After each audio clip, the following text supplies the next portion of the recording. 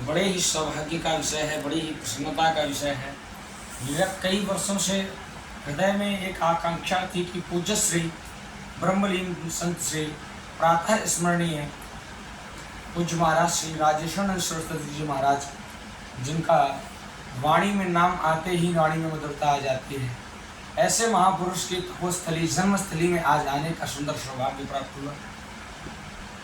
जिस प्रकार से एक तुलसीदास जी द्वारा लिखित रामचरितमानस का अध्ययन करने के बाद ही एक वक्ता को रामचरितमानस करने का अधिकार प्राप्त होता है, ऐसे ही दूसरे तुलसीदास जी के अवतार या स्वरूप कहते पूज्य महाराज श्री को माना जाता है। विश्व का कोई ऐसे है जितना भी बड़ा वक्ता क्यों ना हो, और महाराज जी के द्वारा बोले गए वक्तव्यों, दृष्टांतों और कथाओं को एक बार जरूर वो अध्ययन करता है और मंच में जाकर के उसको वक्तव्य में लाता है। ऐसे महापुरुष की आज वो स्थली में आए, बड़ा ही सौभाग्य रहा। उनके कृपापात्र शिष्य पुत्र श्री गुरुदयाल जी महाराज, गुरु प्रसाद जी महाराज का सुंदर सानिध्य प्राप्त हुआ।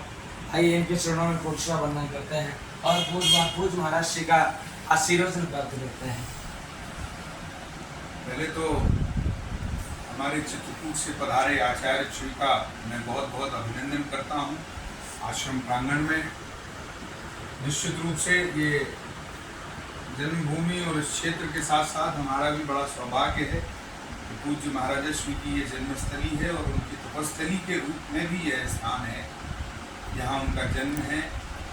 और संयोग भी यह है कि पूज्य महाराज श्री की समाधि स्थली भी यहाँ पर है। तो जैसा कि आपने बतलाया कि पूज्य महाराज श्री की वाणी का ऐसा प्रभाव था, मैंने अभी अभी आपसे वार्तालाप करते करते यह कहा कि जिन महापुरुषों के व्यवहार और वाणी का समान क्रम होता है, जिनमें समानता होती है, निश्चित रूप से उनकी वाणी का बड़ा प्रभाव पड़ता है समाज पर, और नई दिशा और दशा भी इससे प्रभावित होती है। हम तो ये मानेंगे कि पूज्य महाराज श्री की वाणी का प्रभाव समाज की दिशा के लिए बहुत महत्वपूर्ण स्थान रखता है। और राजेश्वरम परिवार या राजेश्वरम ट्रस्ट मिशन यही उद्देश्य लेकर के चल रहा है कि ऐसी वाणी और हर जगह हर स्थान पर पहुँचे और कैसे जाए। और उसी क्रम में आज महाराज श्री भी पधारे हैं और महाराज जी स्वयं भी बहुत अच्छे भागवती हैं, ऐसा हमें अभी जानकारी प्राप्त हुई है।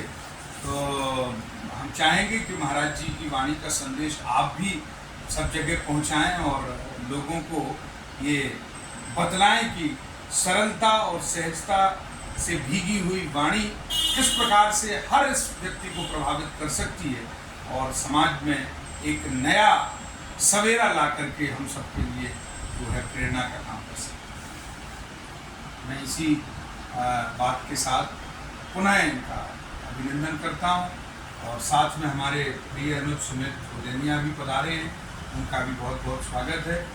महाराज जी आप सब पर कृपा करें, यही उनके चरणों में प्रार्थना करते हुए आप सबको जय गुरुदेव सागर जय श्री राम।